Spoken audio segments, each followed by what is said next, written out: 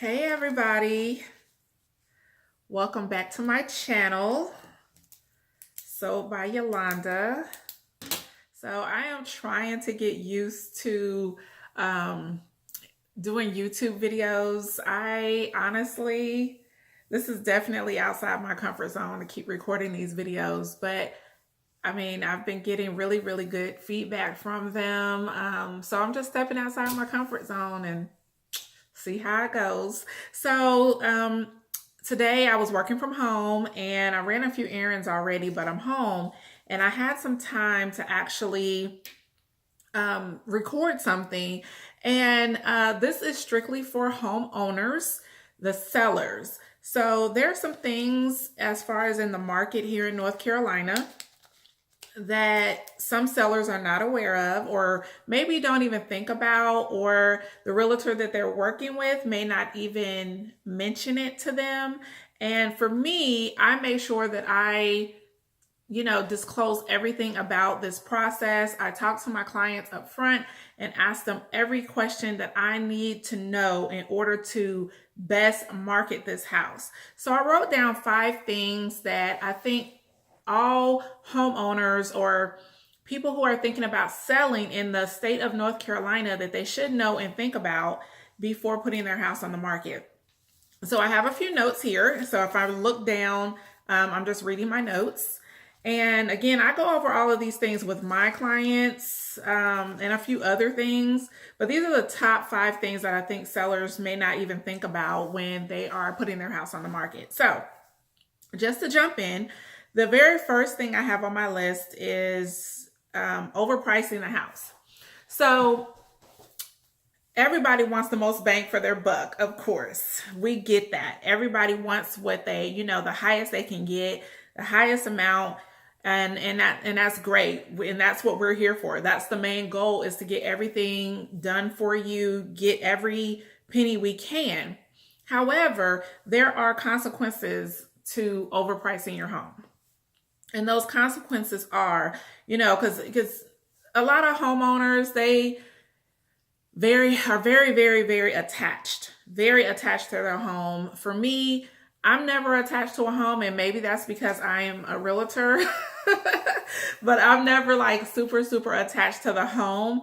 But a lot of people are. They've raised their kids in it. They have, maybe got married in the home, or maybe it was their very first home. And the value in their eyes and a value in another person's eyes could be off a little bit. So, so basically, overpricing your home as far as consequences. So one consequence is definitely the house being on the market or sitting longer than it should be. So in today's market, between Winston-Salem and like Greensboro area, the average days on market has been around 2 weeks. So around 14 days. If the house is priced right, it is selling fast. If the house is overpriced, then you may want to reevaluate your, feelings about the home, kind of try to separate your emotions with the that emotional attachment to the home, and really think about how bad do you want to sell. And if your home has been on the market for a month or 2 months, then typically it is the price, or is something wrong with your home. I would ask your agent to reevaluate your home. Maybe the pictures aren't as good. Now, I have a professional photographer, so my photographer definitely takes awesome pictures, so that's never an issue. And just making sure things are in order as far as getting the home sold, that's one thing, and then the price is another thing. So also, one other thing that you run the risk of is the appraisal. So if the house is great in a great neighborhood, yeah, I'm sorry, my dog, if y'all hear something, my dog is making all kinds of noises over here. If you are dealing with a buyer that, say the house went under contract already, everything is perfect on that end, but the buyer is not a cash buyer, okay? The buyer is financing through a bank. The actual bank, they have their own in-house appraisers. They hire appraisers to go out to make sure that the house is worth what they're going to be loaning this buyer to pay for it. That is out of the buyer's hand. Okay. So if the appraisal comes back lower, try your best not to get upset, not to get, pissed off, and take it out on the buyer. The buyer has nothing to do with the opinion of an appraiser. However, that opinion is not going to change. The bank is going to stick with the company that they hired to go out and appraise a property. They're going to stick to that number. So you may think your house is worth $250, okay? But the appraiser may say it's worth $245. And that means you have to bring that price down. It's not likely that a buyer is going to be able to pay that cash difference between the $245 and $250. So overpricing the house could run the risk of an appraisal coming back less, okay? So those are the two things of running a risk of overpricing your home: is the house sitting on the market too long and the appraisal not coming back at what you expected it to come back at. So moving on to the second thing, the second topic is refusing to make repairs. So yes, in the state of North Carolina, it is not required that sellers make repairs. In other states, in several states, especially like Georgia, sellers are required to make the repairs, but not here. And a lot of sellers are taking advantage of that option of not having to make repairs. Well, with that comes a little bit of trouble as well.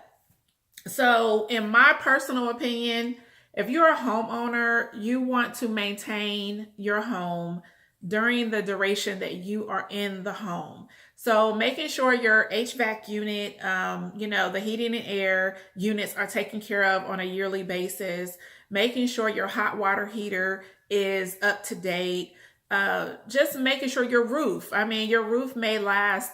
Depending on what type of roof you have, the roof itself could be a 10-year roof or a 20-year roof.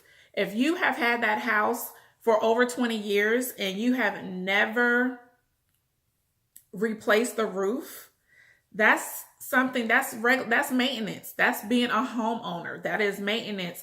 So to me, in my eyes, I would never just pass that responsibility on to the next person. So I hope you understand what I'm saying. Don't neglect your house while you are under the ownership of it and then pass on the problems to the next person. Even though the state of North Carolina does not force you to make repairs, major repairs, if the home inspector comes and gives a list of, it may be 6 pages long, the home inspection.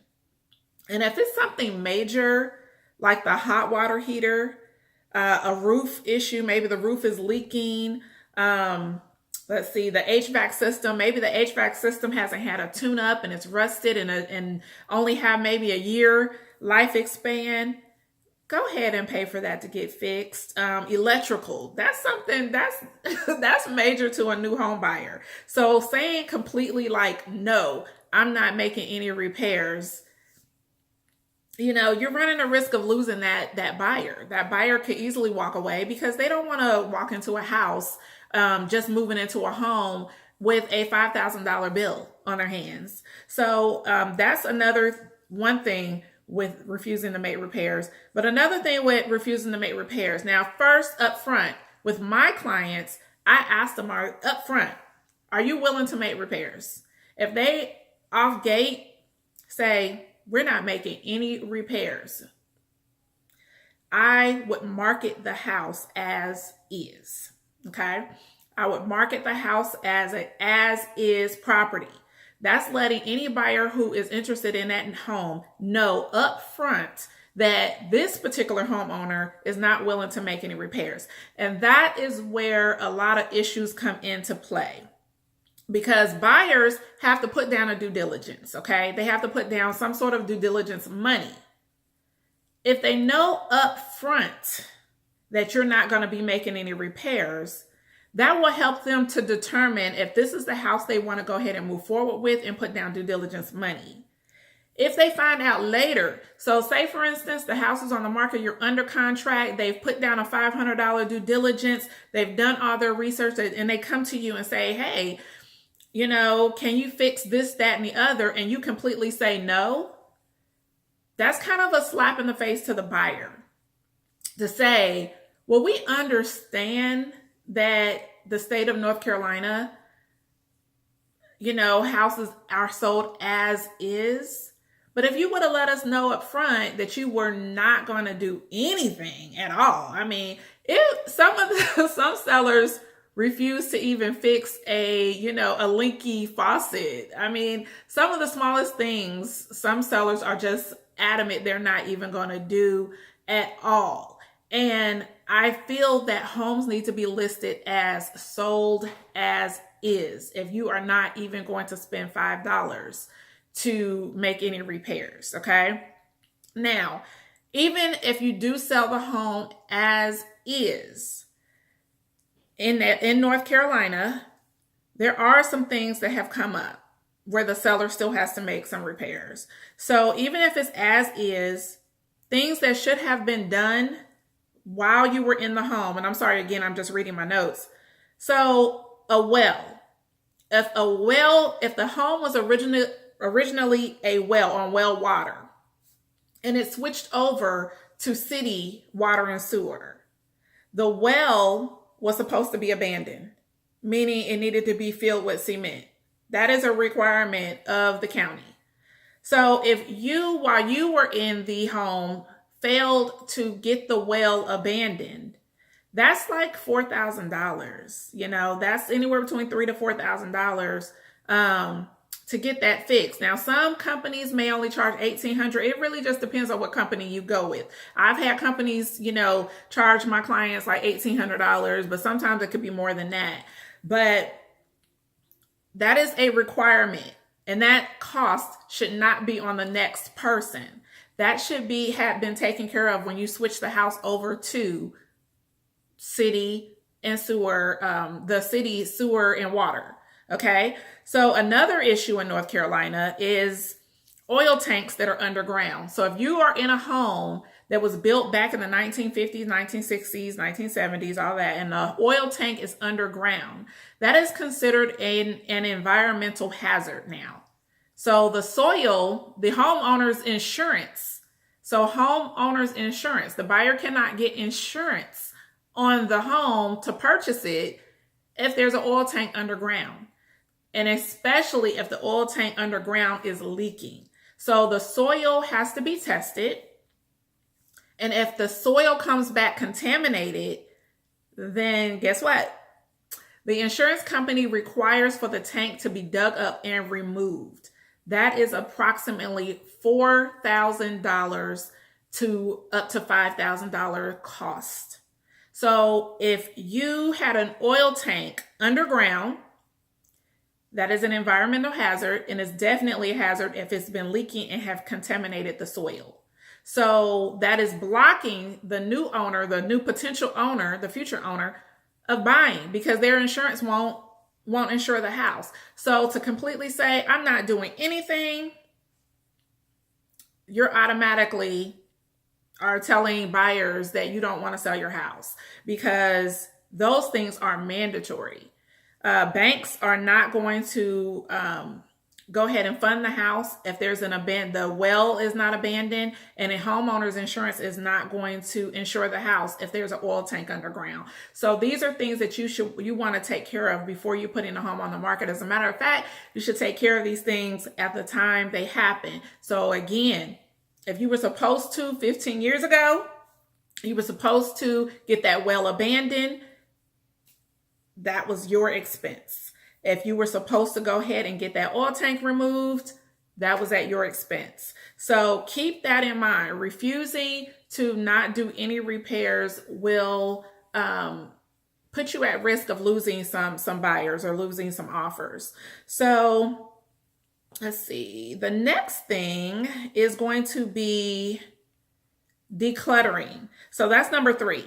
Decluttering and just removing personal pictures and personal religion and all different stuff like that. Decluttering has definitely been an issue. I've seen pictures on MLS where I'm sending homes to buyers and they can't even see themselves living in the home because it's so cluttered and full, or the refrigerator is full of personal pictures. You got the grandkids, picture that they did in school on the refrigerator. That has been another issue with sellers. You want to be able to allow the buyer to see themselves living in the home. So if it's filled with your items everywhere, they can't envision themselves there. And that's just it. They just can't envision themselves. So make sure you declutter, depersonalize, and remove as much as you can. Like for instance, just as an example, in the kitchen, maybe a toaster and a blender should be on the counters. It shouldn't be that much stuff on the counters. So number 4, the number 4 things that also a seller doesn't think about are odors. So someone who smokes or someone who has pets. So nothing, is worse than loving a home online. The pictures look absolutely amazing. Your clients, my buyers, are like excited. Like, oh my God, this is the house. This is it. This is the house we want. We want to put an offer on this house. And then you open the door and you are smacked in the face with smoke odor. Now, you may not smell it because you live there, but someone like myself or someone like, that has allergies, the smell is going to it's a complete turn off. So I would ask maybe your realtor, or I would ask maybe someone that close to you that's very honest with you, that would, because some of your friends and family, they may not feel comfortable just voicing their opinion up front. Maybe ask them, say, hey, does my house smell? When you come here and visit, is there any kind of odor or stench of any cat urine or anything like that? That is definitely a huge turnoff, because a buyer does not want to go into a home having to smell, and they have to paint the walls and everything, especially with smokers. That has definitely been an issue with, I've had 2 buyers that were ready to put in an offer. They just were like, just from these pictures, if this house looks like this in person, we want to put an offer in on it. And they completely changed their mind due to the smell in the home. Last but not least is the multiple offers. How will you handle multiple offers? This is something to think about before you put your house on the market. So this is a question that I ask my sellers.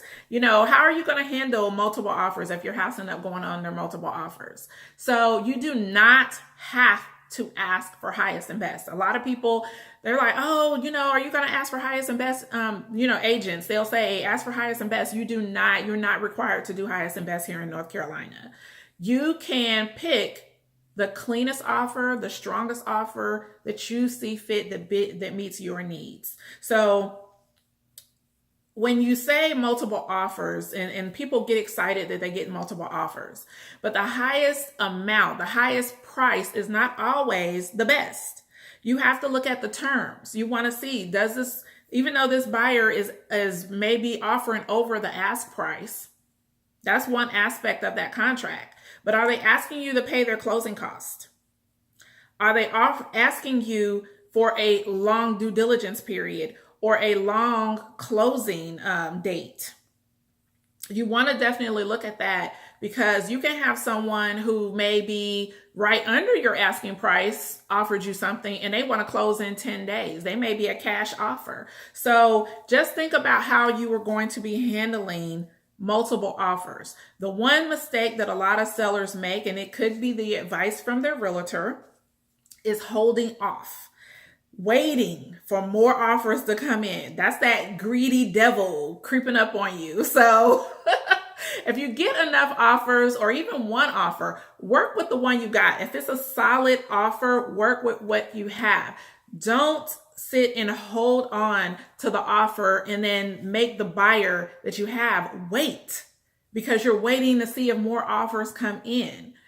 That buyer could easily walk away while they're waiting for you to make a decision. they still on Zillow, they're still on looking online, and they may come across another house that they like and decide to pull out on yours and put an offer in on another one. So try not to wait. So that is it. That's my 5 top things that the sellers sometimes don't think about before they list their home. If you have any questions or interested in working with me, please make sure you give me a call. My number is 704-839-6005. I work in the Triad area of Winston-Salem. So we have the Winston-Salem, High Point, Greensboro, Lexington areas. So make sure you give me a call if you're interested in working with me, and go to my website if you like, or my Instagram is Soldbyyolanda_realtor. And I'm not going to edit this video. I know it's super long and I'm recording it on my phone, so I'm just going to upload it directly to YouTube. I'm not going to take it and re-edit it or anything like that. This is just something I decided to do at the last minute. So I'm just going to upload it directly. So I'm going to leave all my contact information down in the description box below. But if you like this video, make sure you comment, make sure you subscribe to my channel, and make sure you give me a thumbs up like on this video. Until next time, thank you so much, and you guys have a great day.